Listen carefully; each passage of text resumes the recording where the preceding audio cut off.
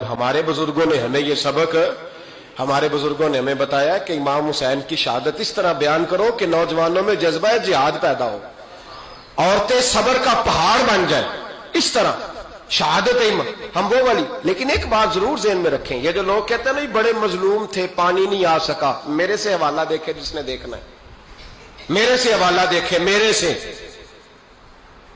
حضرت امام حسین میدان کربلا میں تھے تو تھوڑی سی جگہ کھود کے نا امام حسین نے تو خندق کھودی۔ خندق کھودنا عرب کا رواج تھا، مدینے میں بھی خندق کھودی گئی، اس کا نام ہی جنگ خندق۔ تو خندق کھود کے نا آگ جلائی جاتی تھی، یہ حفاظت کا ایک ذریعہ تھا تاکہ دشمن نہ آئے۔ تو امام حسین نے اپنے خیمے کے سامنے خندق کھود کے اس میں آگ جلائی تاکہ پردہ رہے، عورتوں کے پاس کوئی دشمن نہ آئے۔ تو ایک شخص سامنے کھڑا ہو کے کہنے لگا، حسین تو نے دنیا میں ہی آگ جلا لی ہے؟ معاذ اللہ ثم معاذ اللہ، کہنے لگا آگے تو آگ ملے گی، یہاں جلا لی ہے؟ تو امام حسین کہنے لگے، میں حکم دیتا ہوں آگ کو کہ تجھے ابھی پکڑ لے۔ لوگ کہتے ہیں مظلوم تھے، میں حکم دیتا ہوں آگ کو تجھے ابھی پکڑ لے۔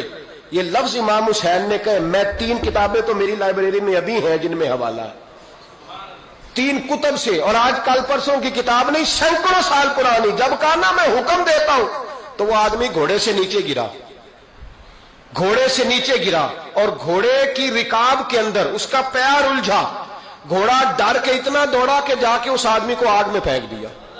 امام حسین کے سامنے جل کے مر گیا۔ یہ حسین ابن علی ہے، یہ ابھی حکم دیتے تو فرشتے ابھی آ جاتے، یہ ابھی بات کرتے تو ساری دنیا کی فوجیں ابھی اکٹھی ہو جاتی، یہ ابھی حکم دیتے تو ابھی آ جاتے۔ اور سنو، اگر جناب اسماعیل کے لیے دمبا آ سکتا ہے تو وہ تو حضرت ابراہیم کے بیٹے تھے، اور یہ تو مصطفیٰ کی اولاد ہے، ان کے لیے کیا کچھ نہیں ہو سکتا۔ لیکن امام حسین نے پسند کیا تھا کربلا کے جہاد کو، اس کو پسند کیا تھا مولا علی نے، وہ اپنی پسند پہ تھے۔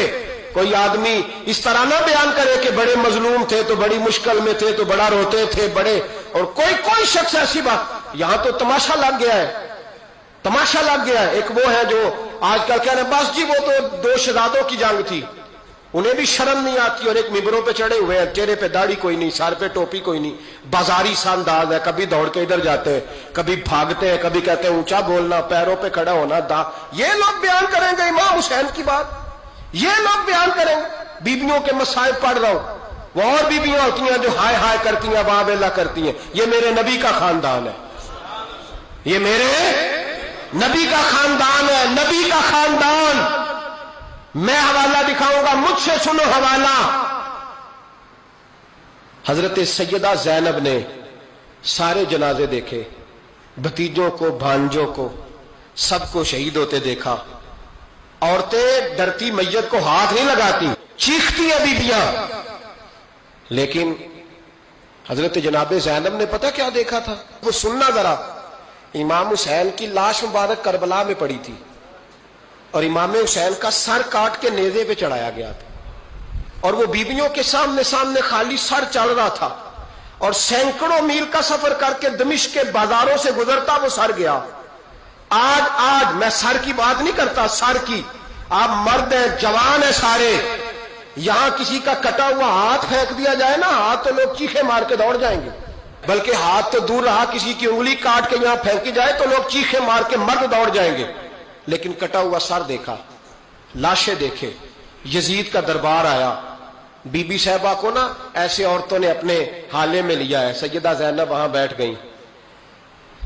تو جب بولا نا یزید دربار میں، کہنے لگا کہ دیکھو اللہ نے عزت والوں کو عزت دی، معاذ اللہ ثم معاذ اللہ، اور میرے مخالفین کا کیا حشر ہوا جب اس نے دیکھے نا، ایک آدمی مجبور ہے، مقہور ہے، اتنا لمبا سفر ہے، غربت ہے، پیاس ہے، بیماری ہے، کیا انداز ہے جب اس عالم میں یزید کے دربار میں اس نے گستاخی کی امام حسین کی۔ یہاں لوگ کہتے ہیں کسی کو کچھ نہ کہو، کیوں نہ کچھ کہیں؟ جو سیدنا امام حسین کے بارے میں بات کرے گا زبانیں کھینچیں گے اس کی، جو صحابہ کے بارے میں بات کرے گا ہم کرنے دیتے ہیں؟ یہ کیا بات ہوئی؟ گستاخی کرنا، بے ادبی کرنا، یہ کون سا دین ہے؟ یہ تو تم بے دینی پھیلا رہے ہو۔ سنو، جب اس نے بے ادبی کی تو سیدہ زینب چپ نہیں رہی، بلکہ حضرت زینب بولی اور کھڑی ہوئی، اور آپ نے تلاوت کی قرآن مجید کی، اور آیتیں پڑھی، کہنے لگی وَتُعِزُّ مَن تَشَاءُ، वतुज़िल्लु मन तशा बियदिकल खैर। और आप फरमाने लगी यजीद तू कहता है तेरे मुखालिफीन पसपा हो गए, तुझे इज्जत मिली। आप फरमाने लगे ये तेरा दरबार है ना, ये तेरा सजा हुआ है ना, तेरा इस वक्त डंडा चलता है ना। फरमाने लगी चंद साल ठहर जा, तेरे ऊपर लोग लानते बरसाएंगे। और फरमाया जब जुमे पढ़े जाएंगे तो लोग मेरे हुसैन के नाम के खुतबे पढ़ेंगे। फरमाया आज ये तेरा दरबार है ना।